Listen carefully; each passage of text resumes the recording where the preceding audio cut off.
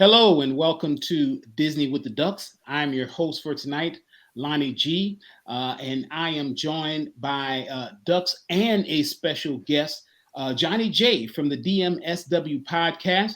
Johnny, how are you doing tonight? Awesome, guys! Thanks so much for having me back here for a second time. This is good stuff. I'm ready to quack in the pond with you guys anytime. So this is good stuff. Hey man, thanks for joining us, man. And I've also have Kevin joining us tonight. Kevin, how are you, sir? I'm doing great, thank you. Good deal. So tonight, guys, we love Disney. We love talking about Star Wars. We love talking about Marvel. And I'll be totally transparent with you guys. I was listening to the DMSW podcast this week, and Johnny did a review of Ant-Man and Wasp. And I listened to it and I laughed the whole time and agreed with him. So I said, you know what? When we're talking about Marvel, which we'll be talking about today, and Star Wars, I got to get Johnny J back on here again to talk to us once again and give his thoughts. And I can't wait to hear his thoughts on. I might throw something out like I don't know what you think about Ant-Man. We'll see. But we'll go from there and get started. But first, just want to kind of level set and see how's everybody week's going. So, Kevin, you had a big week. How's everything going with you, sir? Everything's going pretty good. Just wrapping up a few things at work, and just trying to keep moving forward. Looking forward to going on a trip here in about 40 days. So hold a suspense. I want to talk about that. Well, and Johnny, I know you're working with a couple of podcasts as well, doing some great things for charity. How's your week going, sir? Busy, man. We got our family here. We have 6 kids, so family life is super busy. And then, like you just said, there we kicked off a little charity event here, and that is just absolutely skyrocketing. So we're talking to a bunch of other podcasts. We have somebody doing a big event in Walt Disney World this week coming up, so they're going to try to help spike up those donations, get the word out there. So a lot of moving pieces here, but it's good. We wouldn't have it any other way. Oh yeah, I understand, sir. I understand. So Kevin kind of teased a little bit and kind of teased you guys in regards to some travel coming up. So we're going to just get right to it. Like I say, tonight we're going to talk about Star Wars. We're going to talk about Marvel. We're going to talk about Murdoch, I'm sure. But we're going to talk about Star Wars now. And because Kevin, everybody knows Kevin's and Gene. I'm as well. But Kevin is a really big Star Wars fan. He keeps us in line, keeps us in check with Star Wars. And you have an upcoming trip coming up in about 40 plus days, right, Kevin? Right at 40 days over Easter weekend. Yeah, going to London to Celebration. It'll be my first celebration. So I'm pretty excited about it. So tell us about it. So it's Star Wars Celebration. Like I said, it's in London. How often is it? Once a year? So COVID kind of messed it up a little bit, but it's usually every couple of years, and sometimes it goes a little bit longer. Sometimes it's every year. Last year it was in Anaheim, and that was the first time back from COVID. And so it was a big rush of people there for that. And then all the pent-up demand from that, and now going international to London. It'll be the first time since 2016 that they've been at the Excel Center. So a lot of international Star Wars fans have been chomping at the bit to try to get involved, and this one sold out super fast. I got really lucky. I got a 4-day pass. I tried to get the Jedi Master Pass, was not able to get that. I think everything sold out within about 10 minutes. So it was pretty crazy. It was more like a Run Disney registration. Things were going so. Had you got the Jedi Master Pass, they pick you up in the Millennium Falcon, right, and fly you overseas. Yeah, across the pond. Too bad you didn't get that one. Crazy thing. So those tickets were about $800. Yikes! It is a Run Disney race. Yeah, it's dopey, man. That's for the Jedi Master. That is. I mean, the normal 4-day pass is nothing like that. They just opened up the resale site, and they're starting at $3,000 per ticket. So they're right at about 4 times what the ticket price was. A lot of good guests have been added. I think they pretty much wrapped up the guest list. Everything from Ewan McGregor down to the original Mon Mothma. I mean, there's a lot of Return of the Jedi actors that are going because it's the 40th anniversary. So I'm guessing there's going to be some panels on that. They haven't announced the panels. That should be coming up pretty soon, and I'll keep everybody updated on that. Badges have been mailed. There's still some day single day passes available if anybody, out there is looking in London area over the Easter weekend. So the big thing about it is the lottery. So, and if to get into some of these sessions, you have to put in your badge number and get drawn. So it's another lottery. It's not, first come, first serve. It's you're put into, a mix and they draw your number. So I'm taking my oldest with me. It's the first time we've gone on any kind of big trip like that. Oh, that's awesome. Mm-hmm. So I didn't do any of the autographs or photos. They're super expensive. For instance, Ewan McGregor's $310 for a picture. So it's pretty expensive. Wow. So we're going to go and just have fun and try to meet some people and, give out some goodies. And that's, from what I've seen online, that's one of the biggest things that people do is exchanges in line and stuff like that with stickers and patches and Republic credits and things like that. So I'm pretty excited about that and to see all the cosplay. And we also bought a set of sabak and we've been trying to learn how to play that today. So we've been nerding out. We're super excited. We can't wait. They haven't announced when the next one's going to be. They know that there's not going to be one next year, but it will come in 2025. The location, they're still, I'm guessing that they'll announce that at Celebration London. So, yeah, very cool. Yeah, Jedi, you are. Pay you must. If you want to get to that one, I tell you, before Kenobi, it probably was $50. Kenobi came out, it was a hit. He's like, I want $310. Oh, literally, that's what I want. Yeah. Hello there. Yeah. Hello, 300. You can actually take a picture with Ewan and Ian McDermott, but that's $500. So crazy. I'm gonna have to try to take a selfie with it. I'll probably get kicked out. Yeah. Yeah. So we're real excited, but we're 40 days out. We've got everything ready, passports and all the good things. And so really pumped about it. You guys welding your armor on the weekends in the garage, getting all the best guard ready to go? We got the best car. We may have to bring it in at Cantono and trade for some ice cream or something. We'll see. Yeah. Explain that getting through security. I promise you it's just armor. Yeah. Yeah. We're going to assemble when we're there. So yeah. When you get up to the TSA pre-check, just do you don't need to check my bags. Yeah. I can get on the plane. These aren't the best car you're looking for. That's awesome, man. But Kevin, I'm excited, man, to get a play-by-play. So what Thursday, Friday, Saturday, Sunday, 4 days? So it's Friday, Saturday, Sunday, Monday. Oh, okay. They put the whammy on me. Threw that Monday in there. Okay. Yeah. So it'll be interesting. Well, hopefully they'll announce some upcoming things for Star Wars because as we look at what's coming on and coming up, not just on Disney Plus, but upcoming at the movies, I think it transitions right into the Star Wars schedule. And of course, we start off with March 1st, Mandalorian season 3. I'm surprised it's back. It's not hurting from carrying Star Wars the last 3 years. I mean, literally, right? Absolutely. You nailed it. Yeah. So trailers came out. Super Bowl had a big trailer. What you guys think? And another trailer came out, I think the final one, I guess 2 days ago or yesterday. It was really good too. I'm trying to stay away from them, but I can't help it. It's same thing, man. You don't want to watch it because you don't want to have too much spoil, but Mando, you just can't stay away. You just got to take every second in you can. That's right. But yeah, so the first episode comes this Wednesday. They come every Wednesday. There's 8 total episodes. The finale is scheduled for April 19th.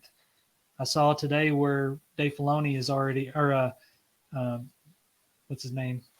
Not Dave Filoni.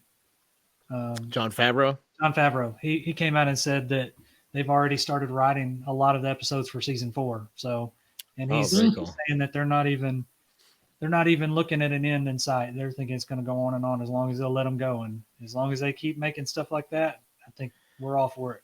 So yeah. I have no complaints. I think, the one thing about Mandalorian and the challenge I have is I like to binge, right? So I like to wait and kind of watch all of them if I could. But with something like this, right, you have no choice but to watch it. Spoilers out there, you got to watch it. And then I'm spoiled because then I have to wait till the next week to watch it, the next Wednesday, right? So that's a killer for me. I do a good job with other things, like he's in The Last of Us. I just started watching that this weekend because, I let it get enough far in advance so I can actually start watching it. But The Mandalorian is one of those ones I just look forward to. I got to watch it. Yeah, I like to watch The Last of Us without, having Mandalorian episodes. I kind of try to imagine that Ellie is Grogu. Grogu, yeah. He said, "Wait here, Grogu." Yeah. She's like, "What?" Pedro Pascal is just getting typecasted as the older dad character that takes on the little lost child. Yeah. From now on, he's somebody who's a father figure. That's pretty cool. Yeah, it's Pascal in here. There you go. Spoiler alert, Last of Us ends with him leaving Ellie with Luke Skywalker. There you go. So we have a choice. It's like, hey, you can have this lightsaber or you can have this. It's up to you. You can't have both. You can have this little armor. It's up to you. A little shirt that says I did it, So Mandalorian season 3, right around the bend. Like you said, this Wednesday from us recording. After that, May 4th, Star Wars Visions Volume 2. It's one of those things that's kind of just out there. I really enjoyed Visions 1. Some of them, right? I think the first episode to me was probably the best. Some of them I don't like. This is not canon. You got the two, brother and sister, or whatever, floating around and all that kind of good stuff. But overall, I think it's a real good series. I'm looking forward to it. What do you guys think about that one? Visions. Yeah, I think it's good to see anytime they kind of step out from that regular realm of what you're used to and try something new. And I think we all saw they did a great job with the first season. So yeah, definitely excited to see what they get cooking here for the second time. See if they can come back to the well.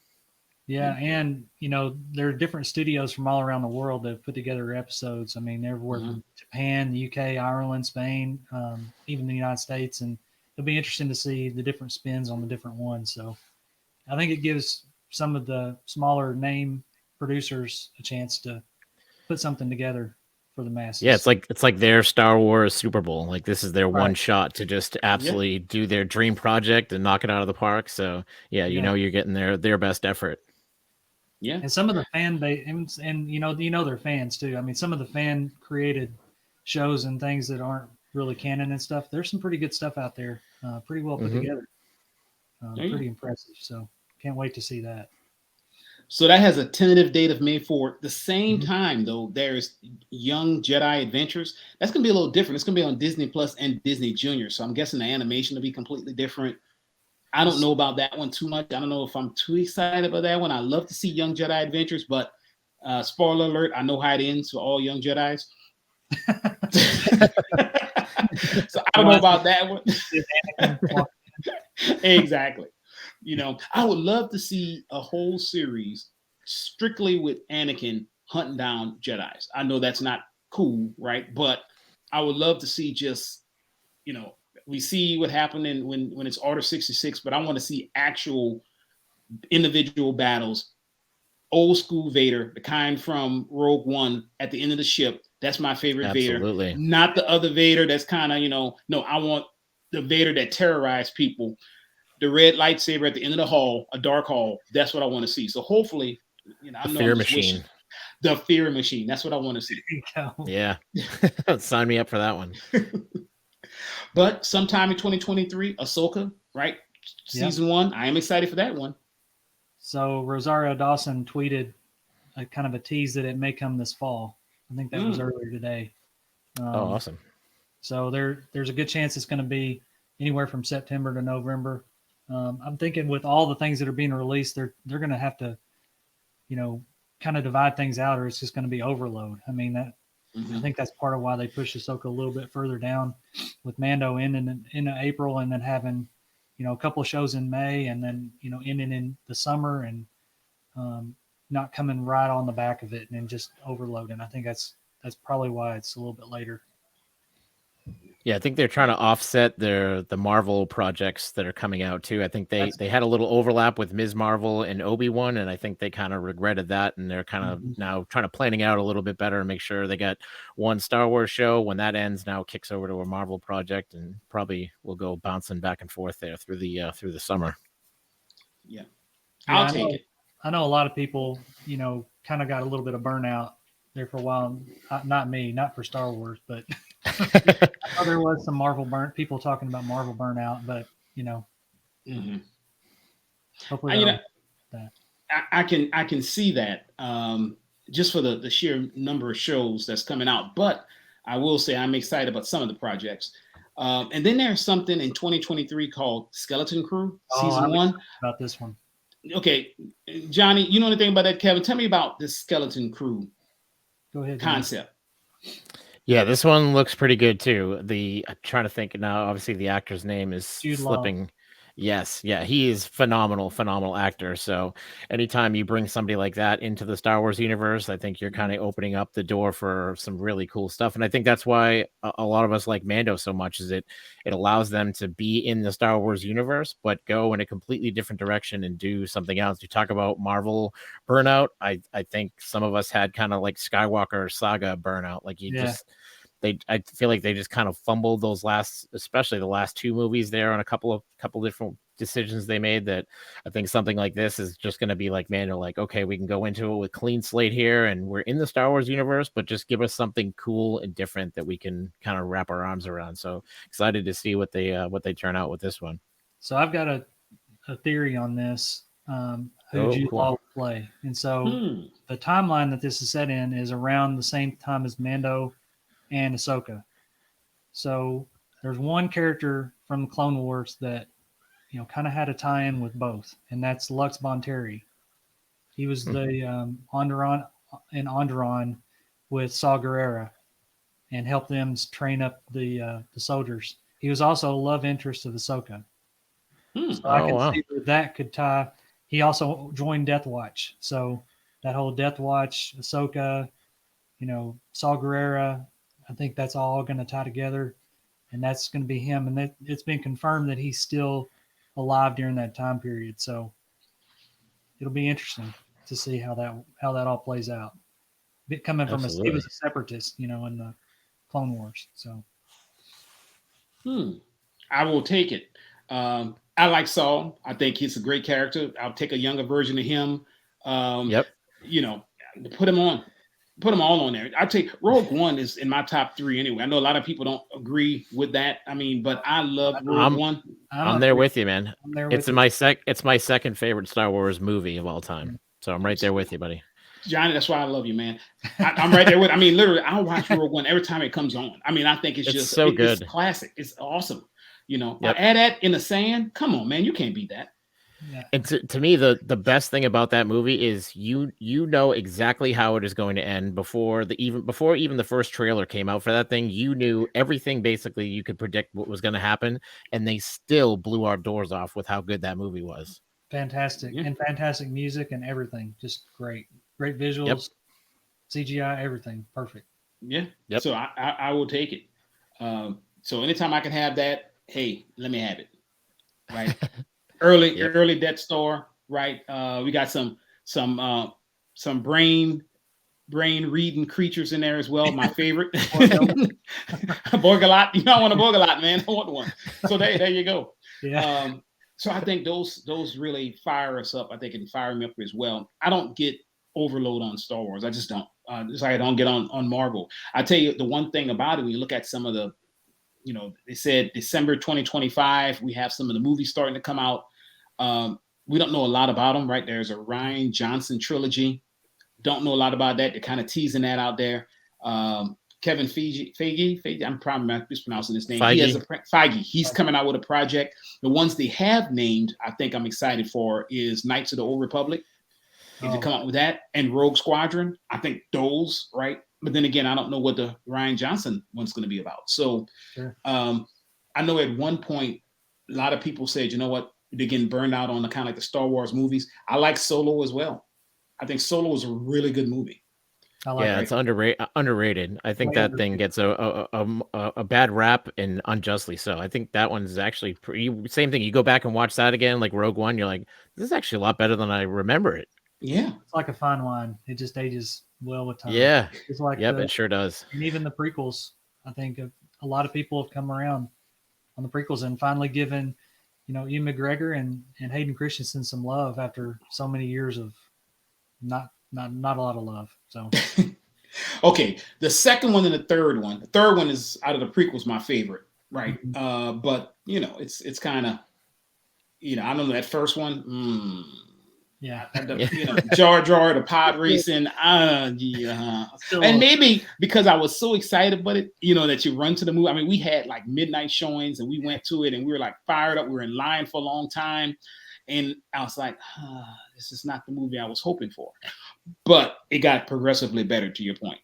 Mm-hmm. So to me, they killed Darth Maul too fast. That was such a fun bad guy. Like, can't you just give him? Even when we only get like halfway into the second movie, like at least give us a little bit more of that character. Yes, at least they redeemed some of that.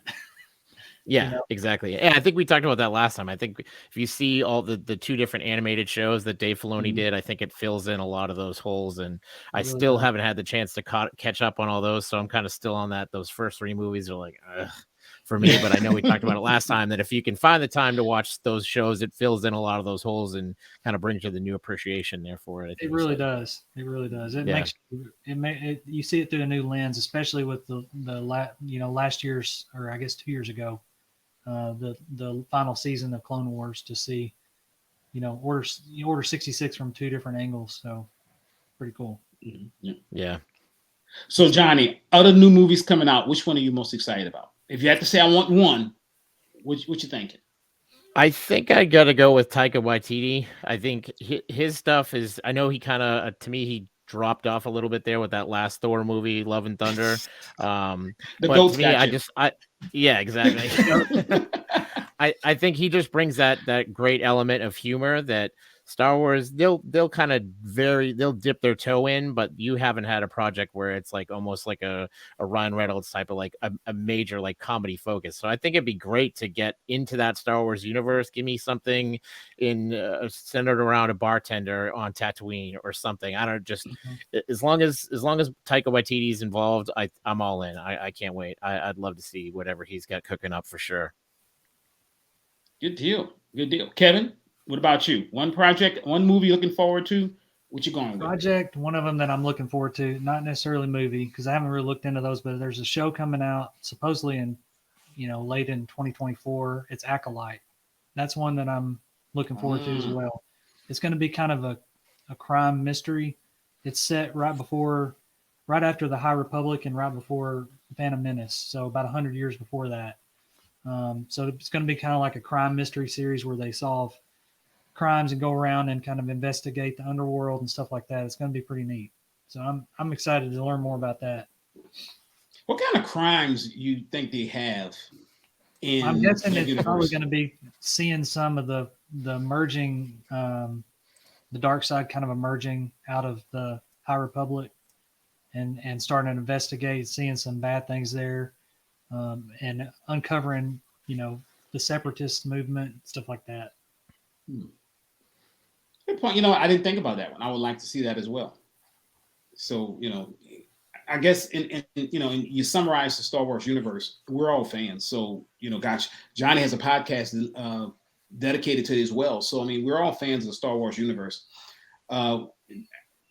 Just don't mess it up. That's all I have to say. How about you, Lonnie? What are you most excited about? Movie wise, it will have to probably be Rogue Squadron.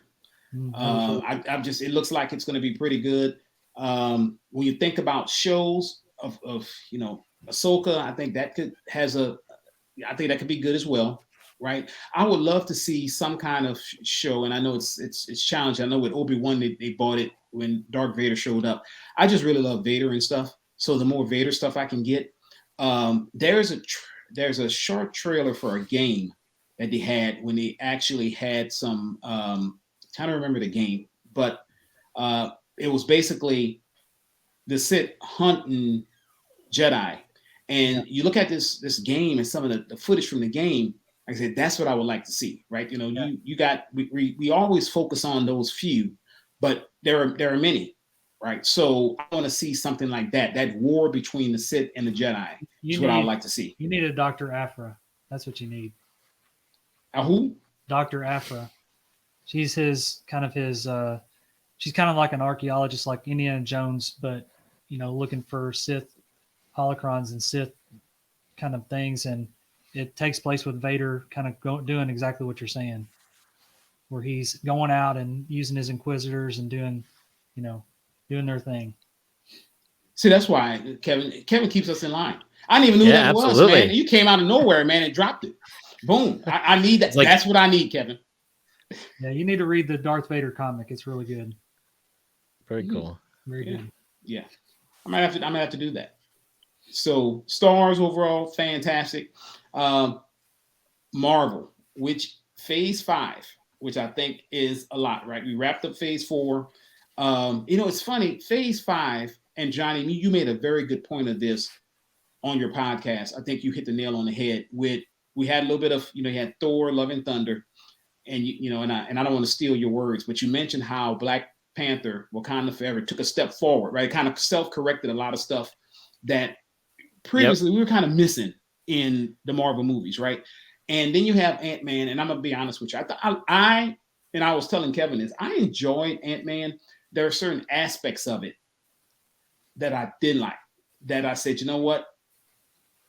That's, yeah. And I think when you left out one of the the previous Ant-Man films, and I loved the first one. I think the first one was a solid movie. Second one was a solid movie as well. Mm-hmm. But you had that kind of comedy aspect of it as well. And they had some in Ant-Man, but I think they made MODOK more of the comedy piece because they didn't have the guy that's in the other ones, right? And I can't remember his name all of a sudden.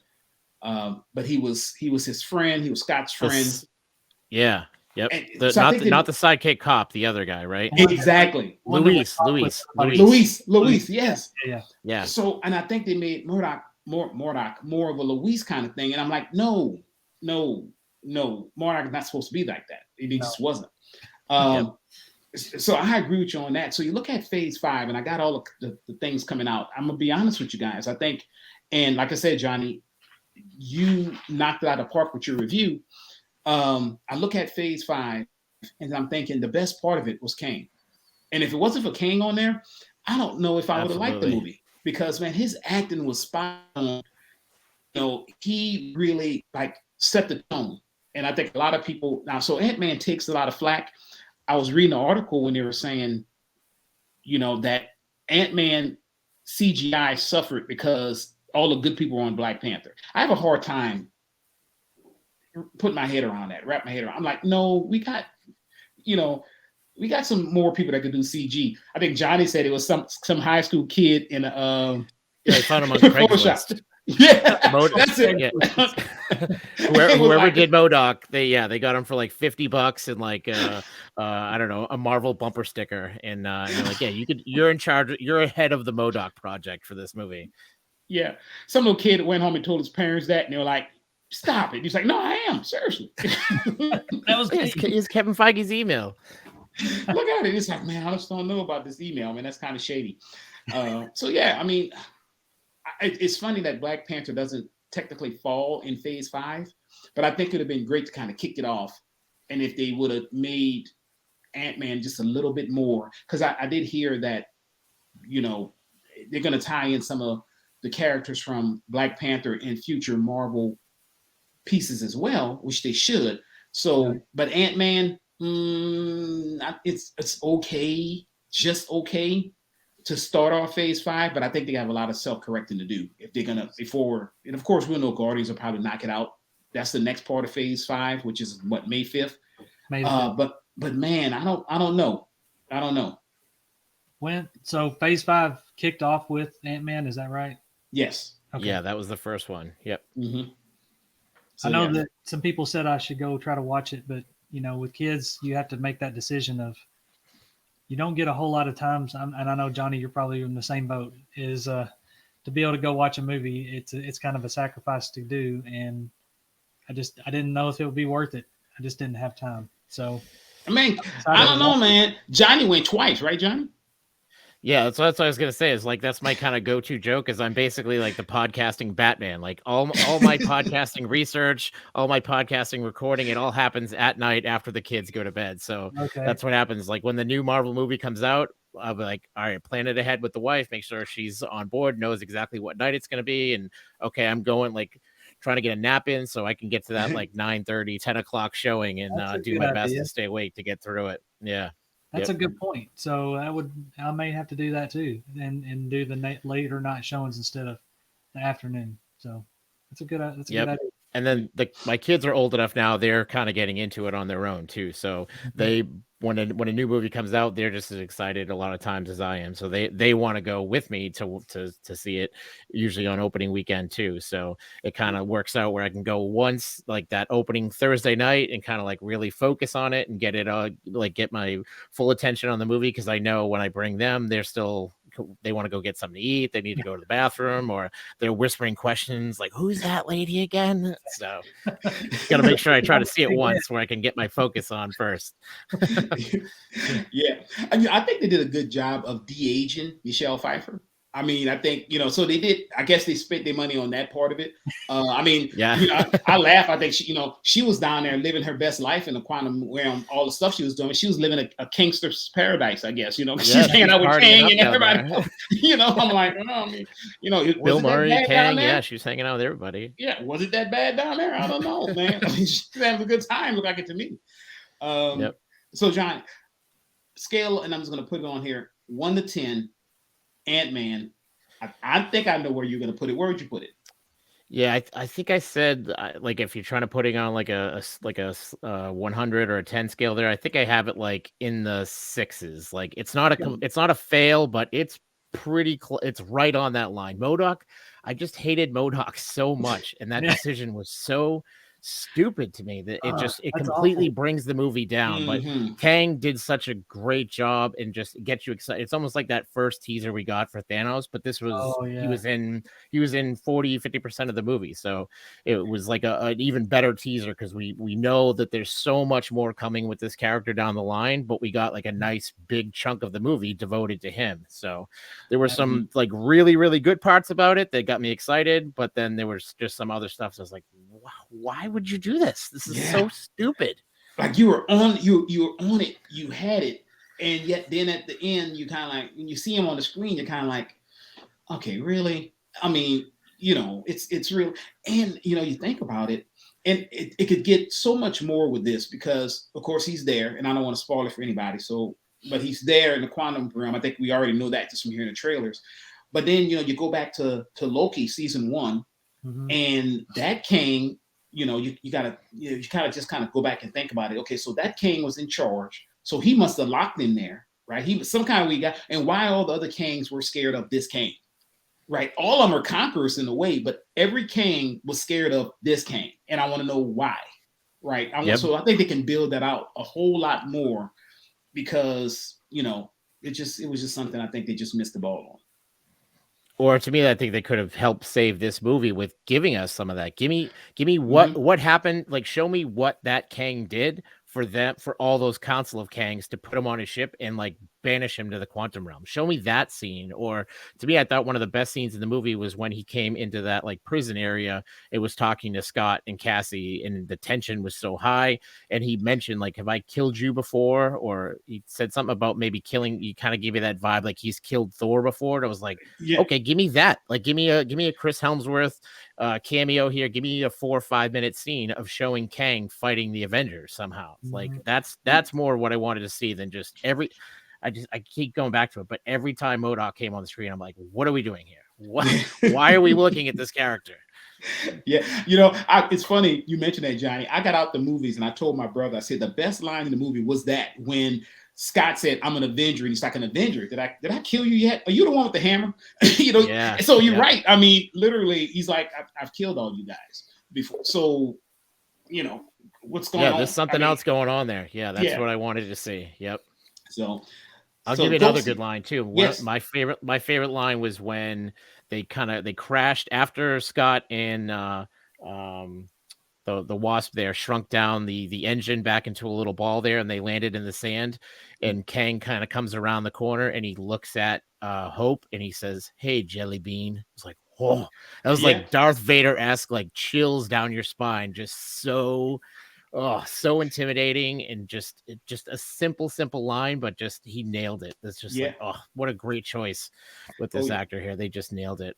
Oh yeah, it makes you think. Well, y'all hung out for a long time in that quantum realm, Michelle Pfeiffer and Kang. Y'all was doing, I don't know, you shared a whole lot of stuff with Kang. What y'all was doing like that? Just the two of y'all, hanging out, So Kevin, you got to go see it, man. And then we want I want you to let me know what you think about it. Next one up to bat, Guardians. I'm super excited about Guardians. The first two, loved them. So I'm, looking at the trailers, and now, like you, Kevin, I kind of do the same thing. I stop watching trailers after a certain point because they'll start to give a little too much information, right? So I haven't watched the trailer in a long time. It's coming up. Johnny, what do you think? What are your thoughts on it? I think this is going to be right in that realm of like where Black Panther Wakanda Forever was. Like this is going to be a major course correction, but it's going to be kind of the good and the bad at the same time, because the director James Gunn, this is his swan song with Marvel. This is his exactly, it's his last one.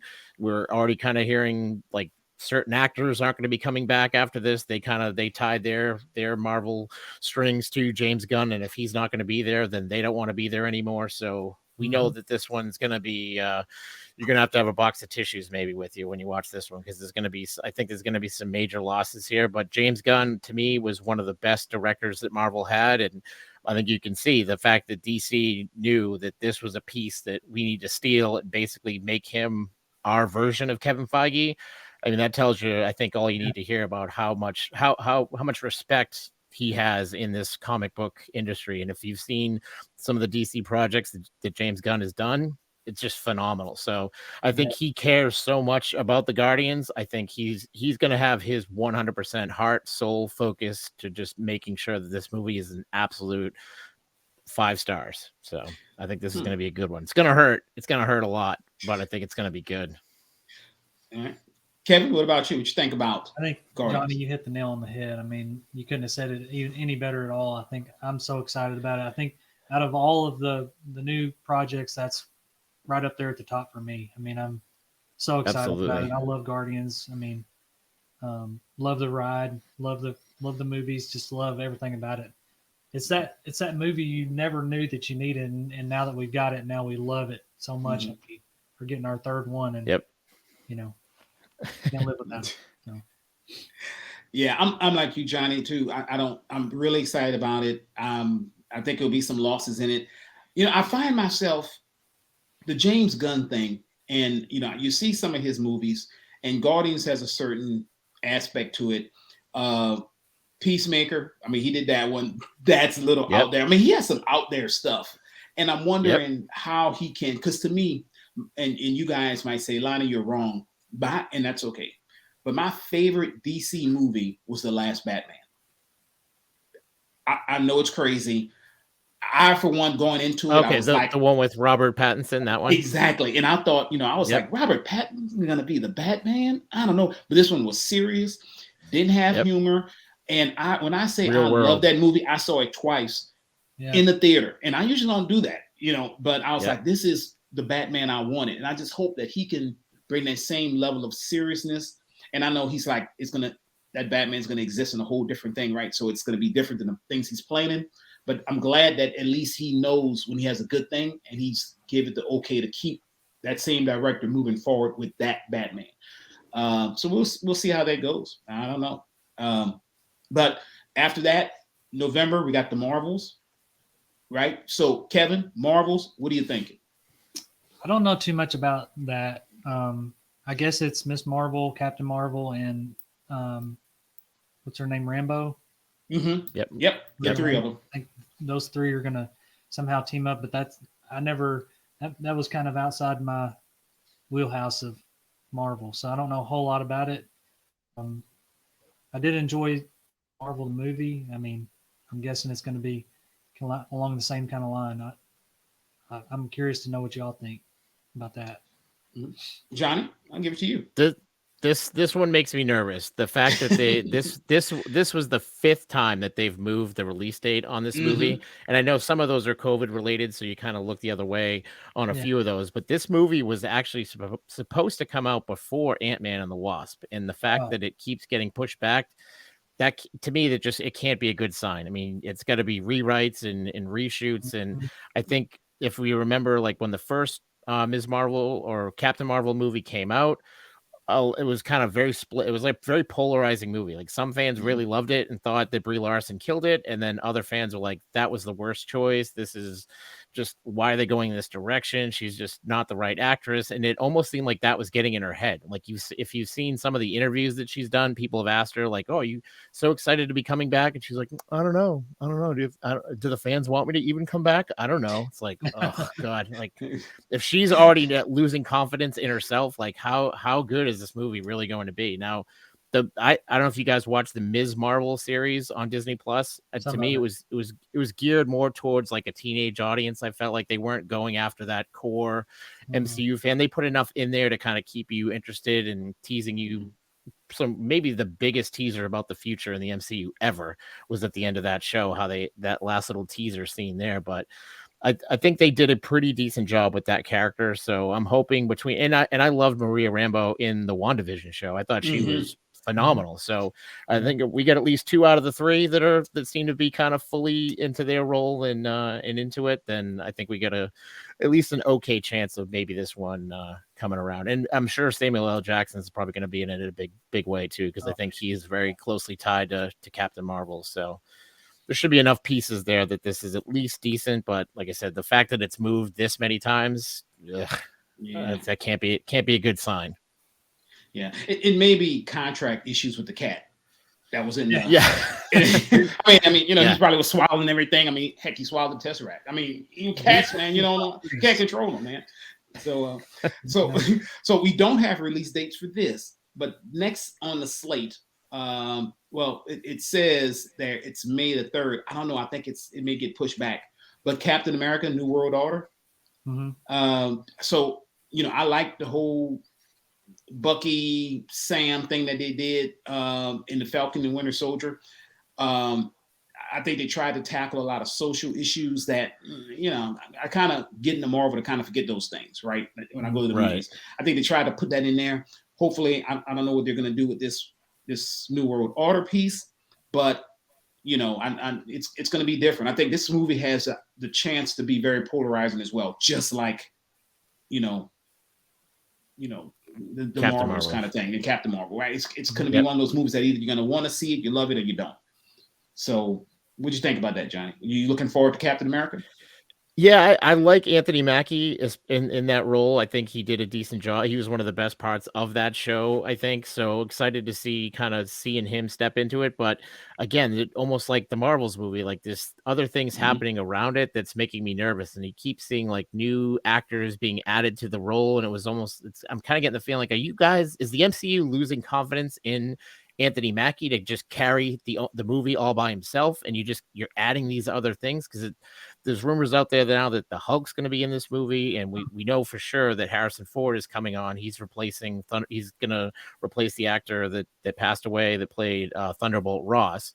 And supposedly that's going to be in the comics. He plays Thunderbolt Ross turns into the Red Hulk. So it seems like every few months we kind of get another leak of information of adding new characters, and it's just like, are you putting too much into this movie? Like, I think there's enough there, and Anthony Mackie is talented enough as an actor. Like, I think you could have had a pretty good movie, and I think so many fans loved the like Civil War, Captain America Civil War, Captain America Winter Soldier, that different style of movie, like that, almost like a spy thriller type of movie. I would have loved to see them kind of go back and like, let's go kind of small scene here. We don't have to go outer universe. We don't have to involve a Kang. Like, give me something like just something happening in just the United States that Captain America is going to really step up and kind of step into his role. Give him the same Captain America movie we got with Chris Evans the first time. Give that to Anthony Mackie. Give him his own standalone thing where he can grow into that role and make fans kind of go from like, I don't know if I like this, to like, this is like one of my new favorite Marvel characters. I think he's earned that right. Yeah, I think so too. Yeah. So you mentioned it. It kind of brings you right to Thunderbolts when you mentioned Red Hulk. Yep. Thunderbolts still, they say July 26, 2024. I don't know. These dates, like you said, are kind of moving. I am interested to kind of see how they build this out. I think Bucky is going to be the main person on there, I said, right? So I think he can carry a movie by himself as well. I think, he's very talented. People like him. But, Thunderbolts right there around the corner as well. Will it have the Hulk on there as well? Who will be the villain? So many things. I don't know. It's kind of, we just don't know what they're doing right now. It's kind of like no clear direction. But what I am excited for, and I hope they don't mess it up, and that is September when the new Blade's supposed to come out. Yeah. I was a big fan of Blade. For you historians, Blade actually saved, Marvel for a while, right? I mean, they had enough money to make a movie. They said, hey, it's not going to be a lot of money. They put it in there. Boom. Next thing you know, the stock went from pennies on a dollar to now I can't even look at a share of of what it's going for now. So I am excited about Blade. Hopefully, it don't. Like I said, it has to be. Unfortunately, it has to be rated R. I mean, it has to be an adult MCU. It has to. Right? What you think about that, Kevin? To do it right, you gotta have that R rating. Huge Blade fan. I love Blade. I hope that they tied in. It'd be really cool if there's like the Howling Commandos. I think he might have been close in that. It'd be kind of cool if they tied in with some of that. They've got the Werewolf by Night character. Mm-hmm. They could tie them in together and have them kind of team up, and some of the other, kind of more Halloween-y characters. It'd be kind of cool to see how Blade would tie in with that. I know another one they mentioned was Kraven the Hunter is coming out. That would be a good one. Interesting to see how that goes. So now, Blade was on the end of the Eternals, which is the only thing about Eternals that I actually like. You guys know my thoughts on Eternals. Yeah, I didn't even think of that part. I think I may have to fast forward and find that. the very end credit scene. Okay. Yeah. And it's funny when they say the Eternals was the most streamed, I guess, movie on Disney Plus. I don't know why. I went to the movies and halfway through it, I was like, literally, like, why am I here? I couldn't watch it. Everybody turns it on to check it out, and then they fall asleep. So they get that like full 2 hours of watch time. So that's it's like running in the background.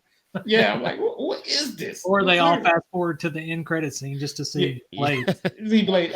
I heard the Blade was in the back of this one. Let me fast forward on here and see what's going on. And then right after that, Deadpool 3. Now, really, really excited about that one. Absolutely. Yeah, that one. Just watching the two tweet about how they're working out and getting strong, and it's hilarious how they're gonna. That's probably gonna be one of the funniest superhero movies ever. I mean, the way that they play off of each other is gonna be great. Ryan Reynolds and what's his name? Hugh Jackman. Hugh Jackman. Yeah, but they're like posting each other lifting weights in the gym and saying, look how much I'm bench pressing and stuff like that, and they're taunting each other. It's pretty cool. Yeah, to me, anytime you get guys that are that attached to the character and their role, and like you can tell that it's a passion for them. They want to do this character. They're not it's not work for them. Like they're actually having fun. Like this is exactly what they want to be doing. I think that's when you're going to get your best performances and your best stories out of them. So I think Ryan Reynolds has been begging Hugh Jackman for so long to come back and do one of these movies with them. The fact that they're now getting to pull it off, they know that they're like, and I think they've already said that this movie will 100% be rated R. So the fact that they pull that off, I think they know that like, all right, here's our chance now. Like we've been talking this thing up forever. We have to nail this movie. So they're gonna blow the top off of it. It's gonna be so good. Oh yeah, they have to. They literally have to. And I'm gonna be honest. I was a little sad at the end of Logan, right? And I know that's kind of way out there, but man, I was just kind of like, I'm kind of sad now that Hugh's not going to be in here anymore. So I was excited when he said, "Hey, I'll come back." Right. After that, we have Fantastic Four, which I think there's a little bit of casting for it. Okay, the Fantastic Four is one of those movies.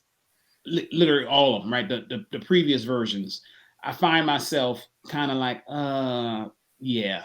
I mean, I know they're not the most recognizable characters. I mean, when we were kids, they were on, right? But absolutely. Yeah. I think the other movies were just so kind of just that I hope Marvel can actually fix them, right? Especially the last one, right? Mm-hmm. So, I don't know, that last one was really bad. But, I mean, you got great characters. You got Dr. Doom in there. You got all that. But yet still, I don't think they really hit out the park with those movies. So I'm hoping they can correct it. We'll see. We'll see. But then Avengers, the Kang Dynasty. I mean, come on now. So I don't know, and I don't know if you guys gave it any thoughts, how they're going to tie in Kang through these other movies to get to this point. right? He has to be somewhere in there, right? I mean, I mean, you can't just say all these movies and then boom, here comes Kang. I know What If is coming out soon with some new things. And I know with him being in different, I haven't seen the movie, but I'm guessing that he's in different dimensions and things like that, tying in with Doctor Strange's, multiple dimensions and things like that. And then, there's another Spider-Verse movie coming out, Across the Spider-Verse. Just all the different, Loki season 2, all the different eras of time and things like that where they could tie him in. Even I think the other one is Agatha.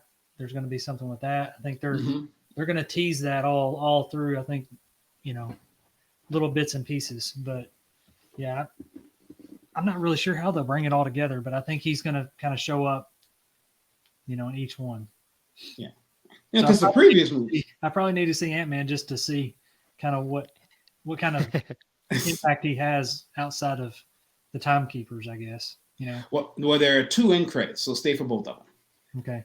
That's the one thing I gotta tell you. And you're right. I think he will pop up in a lot of, you mentioned the shows, and we'll talk about the shows in a minute, but he will pop up in a lot of these shows. But I guess the key is, how do you have it? Because he did a real good job before, right? Thanos was in basically all the Avengers movies. He was kind of like behind the scenes. You kind of knew, he'll pop up, you'll have him just sitting in the chair or something like that, for the first Avengers movie, and him smiling and that, and saying, yeah.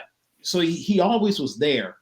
And I guess the key is, how can he do the same thing? But it actually has to be a little bit more than that when you do, Kang, because I think one of the issues that people have with this character, if people don't really know about Kang, I mean, if your first time seeing him was in Loki, you kind of like, you had a loss, right? Okay, so this is somebody that's more powerful than Thanos, but he's doesn't have these stones, and he's doing this and doing like, and he 5 minutes of him talking at the end of Loki doesn't do it justice unless you do the comic books or you went back and do some research on it. Oh, in the comics, he's devastating.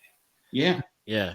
And I think they confused a lot of fans too by not referencing him as Kang, He Who Remains, or whatever. They didn't use the word Kang in the Loki show. So I think a lot of people were like, well, wait a minute, I thought this guy was supposed to be Kang, but like they didn't call him Kang, and there's no reference to the other Kang. So I think it kind of can almost confuse a lot of people, where Ant-Man kind of cleared up a lot of that confusion there. Yeah. Yeah. There's another untitled movie. I don't know what that means. And then there's Avengers Secret Wars, and then Armor Wars. So I guess they tie in together. I've seen in the comics the whole Secret Wars aspect of it. Right. Like I said, I don't know how they're going to pull that through. So Armor Wars, will that be tied to Ironheart, I guess? I think that's what they're saying. Yeah. Yep. It was and Secret Invasion too. The show that's coming out, because Rhodey is going to be in Secret Invasion. I think we'll probably get like a little sample of what's going on in Secret Invasion, leads into maybe something with Ironheart, and then that together will bounce into Armor Wars. There's rumors out there that Ultron could be coming back, and that's why this changed from a TV show to, because for a while Armor Wars was going to be a Disney Plus show, and it wasn't until just a couple months ago that they changed it over to a movie. So to me, that's a good sign that there's just so much good material here that they knew they had to go big for it and get back to the box office for it. Because Disney has made so many things into shows recently, and not going the movie route. With post-COVID and everything, and during COVID, it seemed like they were putting all their cards in the shows. But yeah, that's interesting. I didn't know that they did that. Yeah. Yep. So shows-wise, I'm sorry, Johnny. What? I was just gonna say, on Secret Wars, I think that one there's a ton of potential for that to be big. Yeah. As far as the rumors are going on that, supposedly Kevin Feige has been reaching out to every actor that was involved in all of those old Marvel projects before the MCU was even a thing. He's talking to Tobey Maguire and all the X-Men characters, all those actors that were in those original Hugh Jackman X-Men movies, and he's trying to get every single solitary person that ever touched Marvel, all those bad Fantastic Four movies. Oh no! Again, if you believe the rumors, they're all going to be touched and somehow brought into this movie. So we could be getting a Portals 2.0 type of scene here at the end of Secret Wars, where literally every Marvel character you've ever seen on a movie screen is going to show up in this movie. And if that happens, that could be one of those break the internet, just brain explodes type of moments in the movie theater. So. Yeah. I mean, look, I wouldn't have a problem if Jessica Alba pops up. I mean, you know, I'm like, well, okay, I'll go see that one. I mean, you know what I'm saying? So, well, hopefully, like I said, they do something like that, right? Kevin, you had mentioned the series. Of course, What If Season 2, that's coming, supposed to be early 2023. I mean, how early? We're in 2023 right now, right? And then Secret Invasion is supposed to come out, to your point, Johnny. I think that's going to be something, you know, Samuel L. Jackson, Nick Fury, you can't go wrong, right? I mean, literally. And I think they can do so much on that with that show that I'm really, you look at the Secret Invasion and then right after Loki is my two shows I'm looking forward to, especially knowing how, you know, how Loki season 1 ended, kind of like on that little cliffhanger piece, and how they tied that in with Ant-Man as well. I am all for Loki season 2. I'm all in it. Literally. I can't, you know, I might have to stay up till it comes out in the wee parts of the morning. I'm watching it. You know. I think a good test will be, because they still haven't announced the date, which is bizarre. The fact that we're knocking on the door for March and we still don't know which one of these two shows is going to be kicking off next. And I think, like we talked about earlier, they seem to be going Star Wars project, which leads into then a Marvel project taking over. So you would have to think that when Mando season 3 wraps up, and I think Kevin said, what was that, in mid or late April, it's going to be Marvel's turn. So to me, if we get Secret Invasion, that's probably a good sign that show is ready to go. But if we get What If before we get Secret Invasion, I'm instantly going to be, why is this getting pushed off? Why is this getting pushed off again? Something smells weird here. Yeah, and Bad Batch ends at the end of March, so it's that's kind of the one that's still going right now. That, you know, there'll be a little bit of a gap between March and, you know, April with the end of Mando. So, yeah. After Loki, we have Ironheart. You know, straight from, you know, Black Panther, Wakanda Forever. I'm looking forward to that. I think they said they're gonna. That's gonna be a different little perspective, right? I think they tied her in nicely to Black Panther. So want to see how they do that as well. You know, real smart in school, billion armor kind of thing. What to do with that? So I'm excited about that one as well. Then there's Echo. I'm not too sure about that one. Anybody look that one up? Do the research on that one? What you find out about that? Is a character from Hawkeye, you know, from the show in Hawkeye. Ah, yes, I didn't even think about that. One of the, you know, villains or sort of villains, potential villains. And the rumor is that she's going to have some encounters with Daredevil. So it'll be interesting to see, because, you know, Daredevil being blind and then she's deaf, just to kind of see if they end up fighting each other or teaming up or something. You know, you never know. Yeah, I think you'll see them tie her show into the new Daredevil Born Again show that's going to be coming out. I think that will kind of lead into that show. Okay, so Daredevil was coming out. What do you guys think? Okay, so Daredevil on Netflix was one of my favorite shows. I mean, literally every season, loved it, loved to watch it. The fight scenes. I mean, I think one of the greatest fight scenes ever was the whole prison scene when he was in prison, when he had to ride. I think that was the best. My hope is, you know, can we repeat that? Because I'll be honest, I was a little disappointed with Daredevil in the She-Hulk. Yeah, he shouldn't be a comic relief character. He should be just one of those just absolutely cool, just fight scenes, like action. Batman. And it's got to be down and dirty. Yes, exactly. Yeah, we got to be dark and kind of gloomy here for that character to work. He's not supposed to be goofy comic relief. Doesn't fit. Not at all. I mean, he lives in Hell's Kitchen. I mean, you can't be joking about that. I mean, you know, this is a bad place to be. Yeah. Right. Yep. So, in the comics, he's always like that too. I mean, he's never been the comic relief in the comics either. So Yeah. So my hope is that they do Daredevil right. Um, I think they will. Hopefully, they keep the same writers, same kind of concept. Let's do it the same way. But right before that, we have Agatha Coven of Chaos. I mean, I liked Agatha from WandaVision. Um, so let's see what happens with that. You know, how they can bring that in, right, and keep it going, because she was kind of a different kind of character, right? So how we kind of build her out. Do we have enough to build her out successfully? I guess we'll see, because there's no WandaVision 2. Is she's in Wanda? Well, I don't know. You saw how Doctor Strange in. Yeah. Where is she? I don't know. Yeah, we don't even know if she's coming back or not. We think so, but yeah, we don't know for sure. Mm-hmm. Yeah. So that's Marvel Phase 5. I don't know, Johnny. Out of the movies, what's your go-to? What are you looking at? What the project you're most excited about? I would have to say it's got to be Guardians. Like I said, it's the good and the bad. I could not be more excited for that movie easily. I mean, maybe Deadpool 3 will give it a run for its money for my most excited about, but I just have so much respect for what James Gunn brings to his projects. But it's at the same time, you just know they're gonna rip your heart out in that movie. So I'm going into it going just like, how many of these characters can we keep alive? How many can we get through this movie to kind of keep going in a different direction here from here? But I got a bad feeling we're going to lose a lot of them. So we'll see. Yeah, like I got a bad feeling about this. What about you, Kevin? What are you thinking? I'm on the same boat with Johnny. I love Guardians, and it'd be sad to see, but I think they're going to go out with a bang. So. Yeah, I'm with you on that as well. Not a lot of time to wait, right? May the 5th, just stay offline. So we got to see the day one, because there will be somebody trying to spoil it on the interwebs, right? So you got to go day one. I'm gonna do what Johnny does: prepare the family. Like, look, I'll be there 9:30 showing on Thursday. Celebrate. I'm there. That's the move. That's the move. Go the very next day to the movies. Yeah, yeah. Star Wars hangover. Yeah, there you go. Well, good deal, guys. What show are y'all most excited about? I'm gonna go with Loki. Okay. Mm-hmm. Yeah, I'm right there with you. Right there with you. That was there's good things I think coming for that, and I think it's gonna, like Kevin touched on it there. I think that's a show that they'll very easily bring Kang into it more and help build towards that Kang Dynasty level Avengers movie. So I cannot wait to see what they have up their sleeve for that show.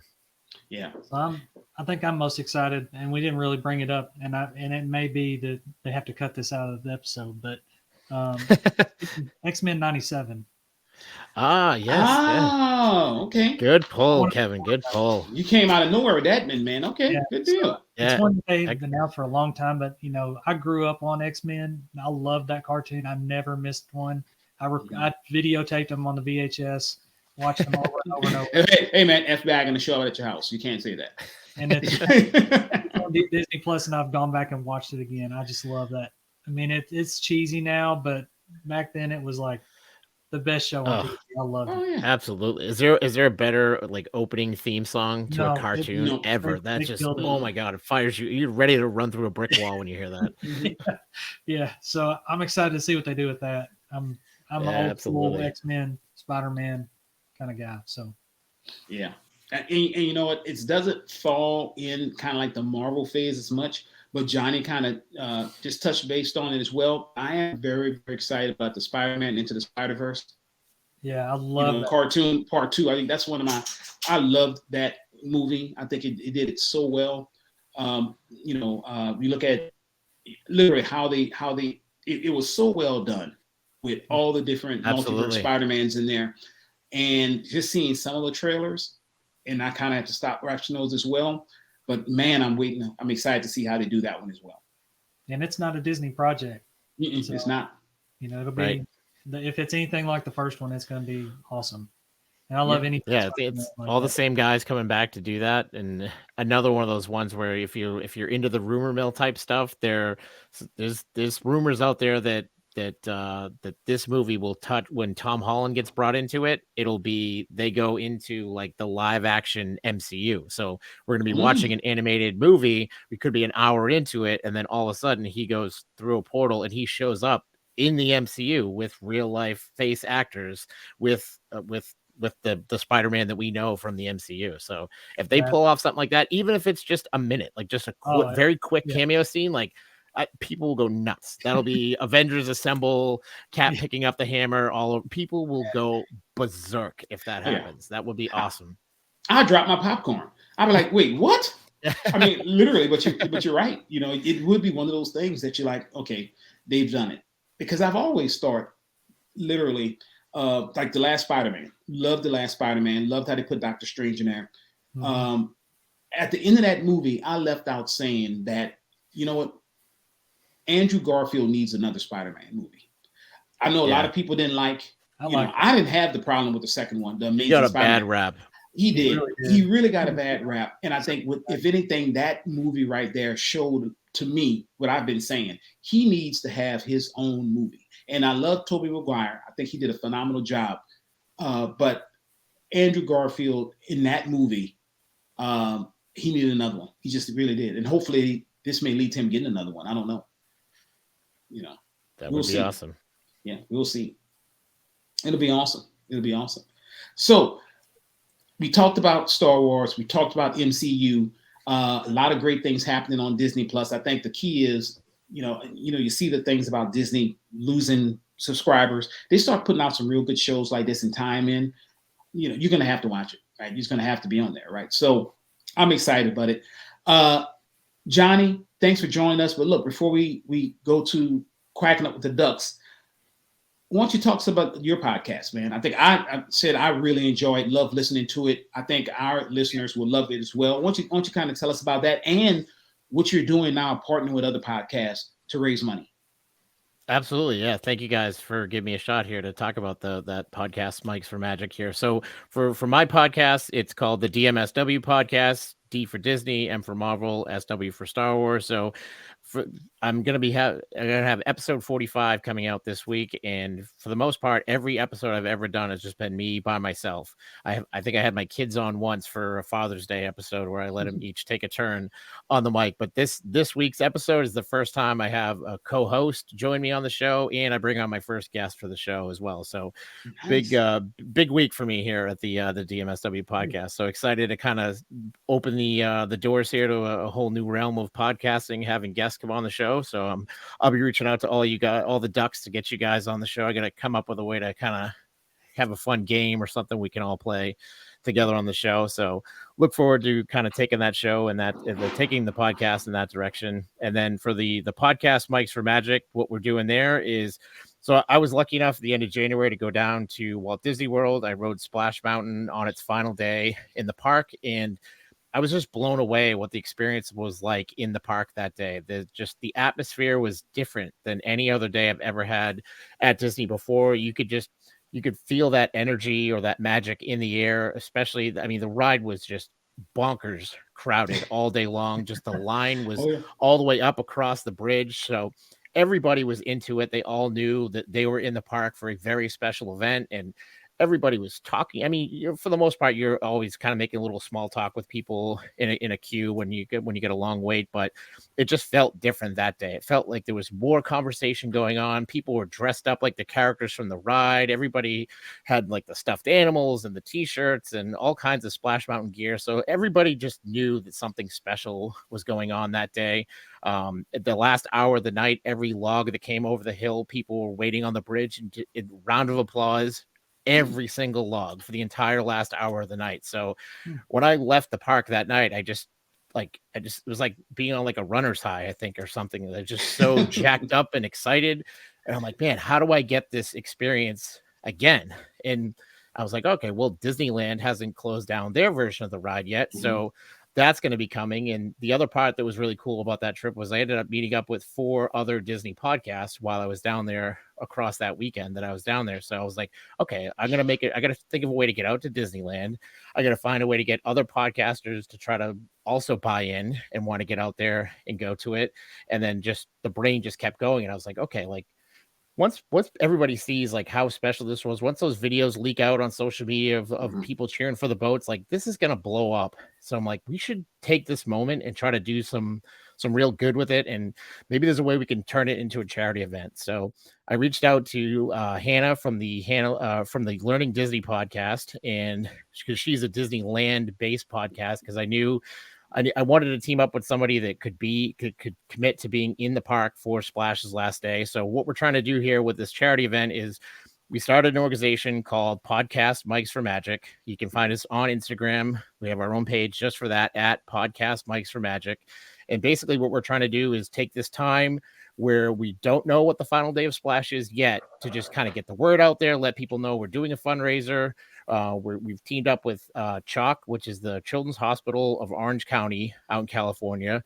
And the reason we picked that charity is it already had a standing relationship with Disney. Disney does a lot of charity events with them out there on the West Coast, and it got just phenomenal, crystal clear ratings on all the charity rating websites. So we didn't want to partner with somebody, ask people to donate, and then find out after the fact that it was all the money was going to the CEO or something like that. So we could all the puzzle pieces just fell perfectly into place with CHOC, and it just lined up perfectly. So what we're doing now is we're just basically trying to get the word out, let people know that we've started a fundraiser.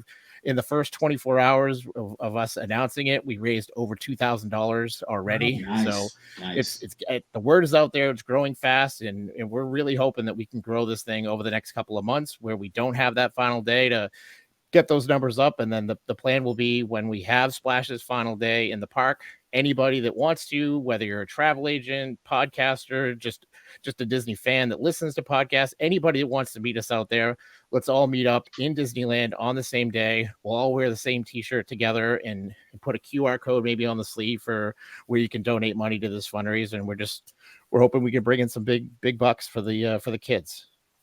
Man, that is awesome. I think it's a great charity. Loved hearing when you I know you teased it for a while, and I was like, what's the surprise? What's the surprise? Right. And I followed along when you were in the park awesome. For the last day, you posted to the social media accounts. So, man, I think that's awesome that you guys got together to do that. Yeah. So let me ask you this. Are you disappointed with the retheme of Splash, or are you excited about it? I think I'm excited for it. I think if you look back to some of the quotes from Walt Disney himself, he said back in the day, like, Walt Disney World will never be, or Disneyland will never be done. It'll always be changing. So I think there's certain things that you never want to see it change. I think like the original Peter Pan ride, the Carousel of Progress, some of those just absolutely old school things that Walt Disney had his hands on specifically.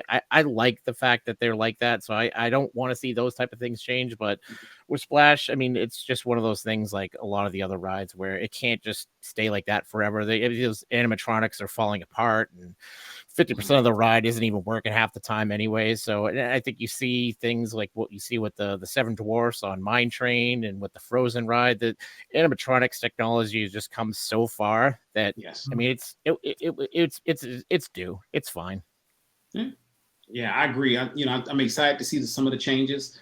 I'm one that I wouldn't even have a problem if they kept it like Splash Mountain in Disneyland and changed over in Disney World. They have two different ones, but I guess we want to keep them the same. But to your point, I mean, last time I went on it, and this was some time ago, I mean, some of the animatronics weren't working, and the only thing you're guaranteed is you're going to get wet. But other than that, you couldn't guarantee that all the animatronics were working or anything like that. So, so good deal, man. Well, anytime you want to hop on the show, man, like I said, we loved having you. But now, absolutely, guys, is our time when we try to entertain you guys with Quacking Up with the Ducks. So I hope you're ready, Johnny. Kevin, why don't you kick us off? What's your joke? Quack us up. So I don't really have a joke, but I have a question. Mm-hmm. So why is the Force like duct tape? It has a light side, a dark side, and it binds the galaxy together. Nice. Perfect. That's good. That's a good one, man. We use a lot of duct tape in the South, so we put duct tape on everything, man. Bumpers, everything, man. Airplane wings, whatever. Yeah, I think I might have a picture of a flight I got on. It had duct tape holding up the tray. I looked at that as well, man. So I guess it's approved. It is approved. I've verified that. Yes. What about you, Johnny J? All right, so Kevin checked the Star Wars joke box. I'll hit you guys with the Marvel one here. So, why does Thor's brother never make a good impression at parties? He's too low key. Nice. I'm Nice. gonna have to steal that one. I like that one. I That's like good. that. Well, I would say mine isn't as good as yours, but I just had a question for you guys. Why do some couples like to go to the gym together? Because they like their relationships to work out. Perfect. That's a bad one, man. That's a bad one. Well, Johnny J, thanks so much for joining us, man. One more quick time. So where can our listeners find you? We know we got a podcast. What are your social accounts?